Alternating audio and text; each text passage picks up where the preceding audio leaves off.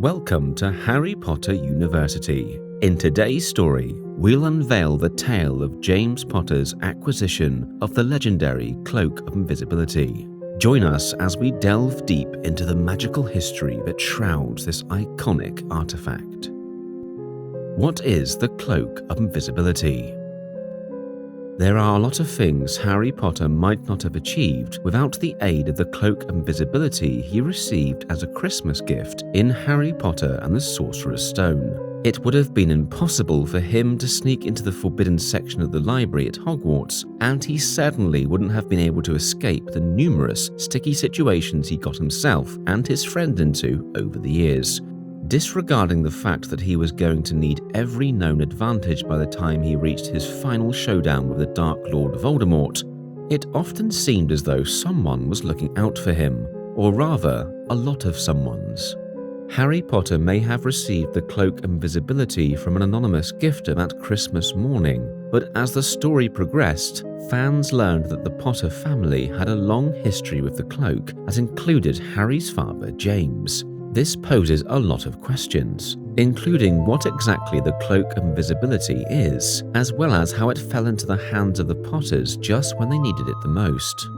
The Cloak of Invisibility does exactly what it implies. The wearer of the cloak becomes invisible, but there's actually a bit more to it than that. In Harry Potter and the Deathly Hallows, upon his death, Dumbledore gave a book to Hermione called The Tales of Beedle the Bard.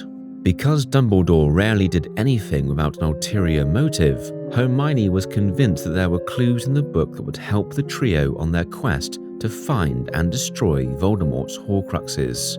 Growing up in a wizarding family, Ron knew the book well, but when Hermione recognized the symbol of a mysterious pendant worn by Xenophilius Lovegood from the book, she realized their path. In order to defeat Voldemort, they needed to find the Deathly Hallows, 3 magical artifacts given to the Peverell brothers in the Tale of the Three Brothers. The story marks the Cloak of Invisibility as one of the Deathly Hallows. It was a gift to Ignotus Peverell from a reluctant death. Ignotus believed the cloak would allow him to move freely throughout his life, and when the time came for him to walk with death as an equal, he would simply take it off and pass it on to his son. Passed down through the Peverell family for generations, it eventually fell into Harry Potter's hands as one of Ignotus's descendants. Dumbledore believed, however, that the artifacts were not actually gifts from death, but created by the brothers and embellished through legends over the years. Who sent Harry the Invisibility Cloak? Though Harry received the gift anonymously on Christmas morning, the mysterious benefactor who sent it to him was in fact Headmaster Albus Dumbledore. He passed the cloak on to Harry because it once belonged to his father, though Harry didn't learn who gave it to him until later. In both film and book, it arrived with an unsigned note that read, "Your father left this cloak in my possession before he died. It is time it was returned to you. Use it well." It wasn't until the end of the Sorcerer's Stone that Harry asked Dumbledore if he knew who sent it to him, and the headmaster admitted his part in it.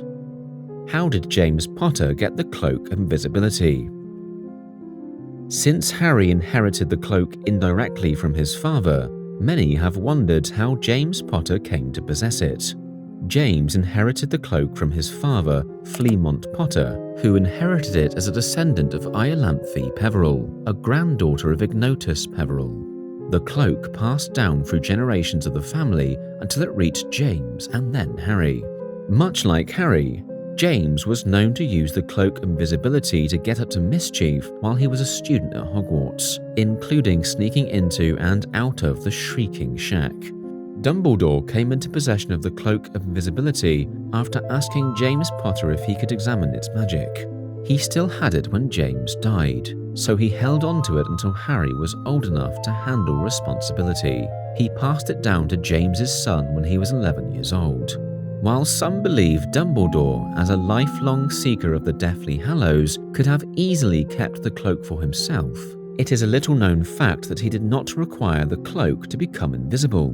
It seems coincidental that he had the foresight to ask for the cloak before James Potter died, But as many fans have come to believe, Albus Dumbledore rarely did anything by coincidence.